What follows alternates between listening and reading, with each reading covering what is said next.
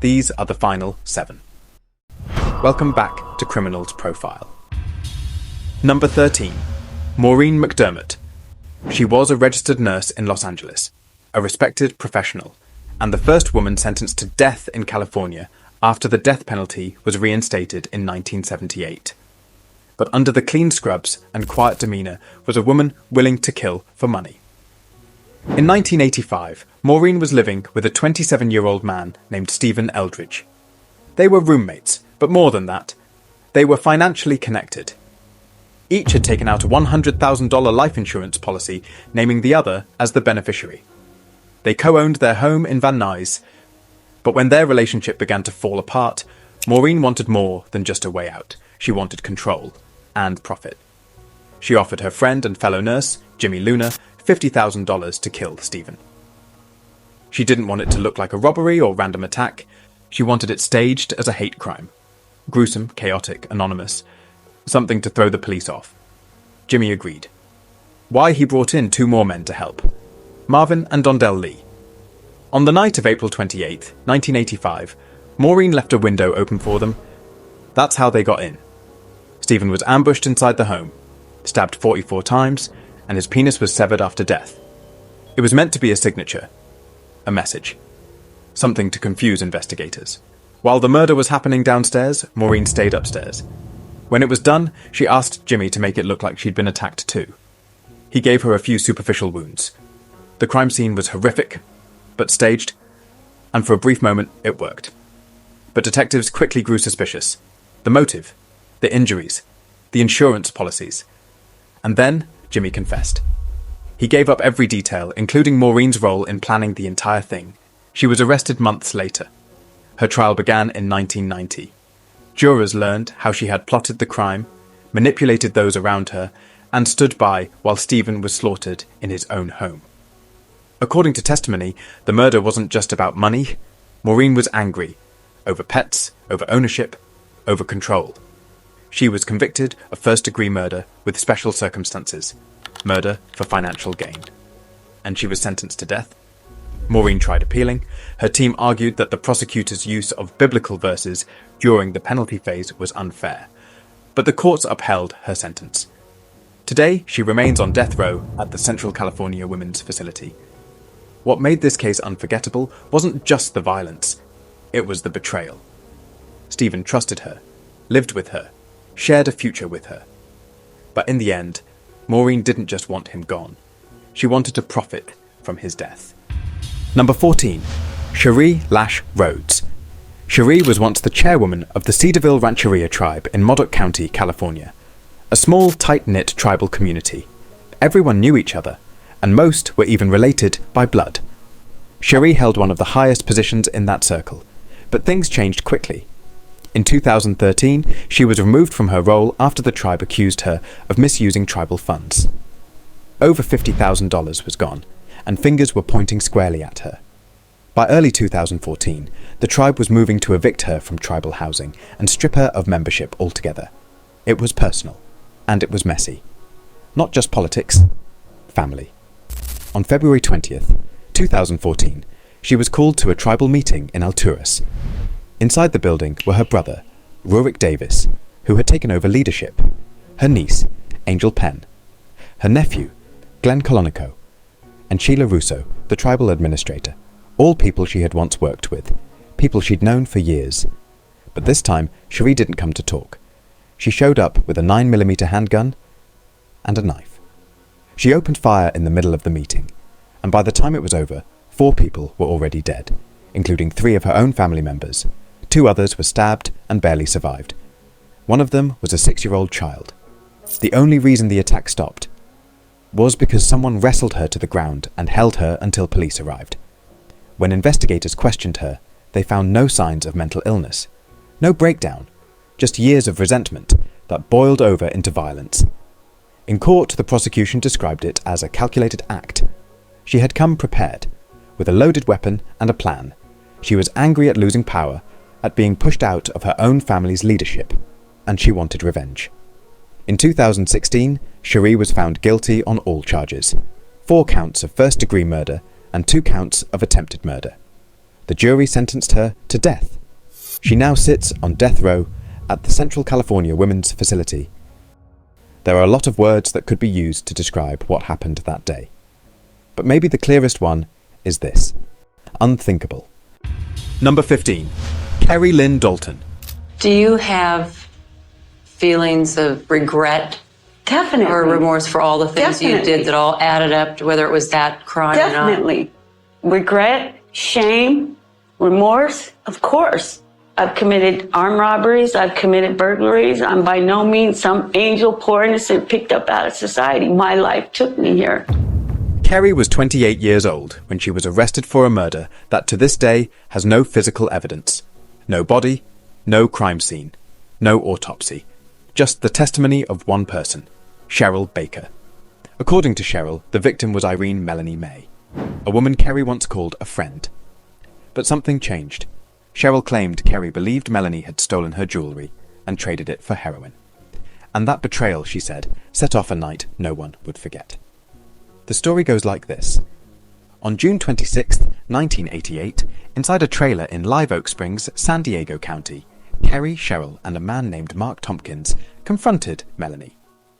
Cheryl claimed the three of them tortured her. She said Kerry hit Melanie with a frying pan, stabbed her, and even injected her with battery acid. Then, she said, they dumped the body somewhere remote. But here's the problem. No one ever found that body. There was no forensic evidence, no trace of blood, no DNA, no official missing persons report. Just Cheryl's story. Still, prosecutors moved forward. They believed it was enough. In 1995, Kerry was tried for first-degree murder with the special circumstance of torture. Despite the lack of physical proof, the jury convicted her and sentenced her to death. Over the years, Kerry appealed. And in 2019, the California Supreme Court did overturn parts of the conviction, like conspiracy to commit murder. But they upheld the death sentence, arguing the alleged torture alone justified it. Today, Kerry Lyn Dalton remains on death row at the Central California Women's Facility. She continues to maintain her innocence. Some see it as justice for a gruesome crime. Others believe it's the most questionable conviction on California's death row. But without a body, one truth remains. The full story may never be known. Number 16. Manling Tsang Williams. Manling Tsang had a family most would call picture perfect. A husband, Neil. 2 boys, Devon and Ian. A small home in Rowland Heights, California. But beneath the surface, things were unraveling. By 2007, Manling wanted out. She was having an affair, deeply infatuated with another man. And the life she'd built with Neil felt more like a burden than a blessing. Divorce would have been the clean way out. But what she chose instead was unthinkable. On the night of August 7th, while her sons slept peacefully in their bunk beds, Manling took a pillow and pressed it down on 7-year-old Devon's face, then on 3-year-old Ian. Both boys died in their sleep, silent, alone. Hours later, as Neil slept in their bedroom, Manling picked up a samurai sword they kept in the house and attacked. She stabbed him 97 times. That number stayed with the jurors. After the murders, she tried to cover her tracks. She drove to a nearby Denny's, made sure to be seen, bought a smoothie, then came home hours later, pretending to find the bodies for the first time. She called 911, sobbed, said her family had been murdered while she was out. But investigators weren't buying it. The wounds on Neil's body were personal, frenzied. There were no signs of forced entry. And eventually, Manling's story fell apart. She confessed, but blamed it on emotional distress. Told the court she couldn't imagine a life with Neil anymore, that she feared losing custody of her kids if she divorced him. But the prosecution didn't waver. They painted a picture of premeditated horror. She had lied in wait, killed her children first, so they wouldn't be left with Neil, then murdered him in one of the most brutal attacks they'd seen. In 2010, she was convicted of 3 counts of first-degree murder with special circumstances. A hung jury in the penalty phase gave her a temporary reprieve. But in 2012, after a retrial, Manling Tsang Williams was sentenced to death. She now sits on death row at the Central California Women's Facility. But what makes this case so hard to process isn't just the brutality. It's that the victims 2 little boys and a trusting husband never saw it coming. They loved her, and she destroyed them. All for a different life she thought she deserved. Number 17. Lorraine Hunter. Lorraine didn't just kill her husband, she planned it, rehearsed it, and tried more than once to get it done. In 2009, Lorraine lived in Desert Hot Springs with her husband, Albert Thomas. He was a long-haul truck driver, quiet, hard-working, the kind of man who left early, came home late, and tried to keep the peace. But at home, things were anything but peaceful. Lorraine argued with him constantly, especially about money. According to her daughter, Brianna, Lorraine didn't want to work. She just wanted more to spend. And that's where the planning began. She forged Albert's signature on multiple life insurance policies, at least 3. One for $750,000, another for $10,000, and a third that lapsed before the murder. Albert also had a $450,000 policy through his job. That's over $1 million in total, and Lorraine listed herself as the sole beneficiary on each. But she didn't plan it alone.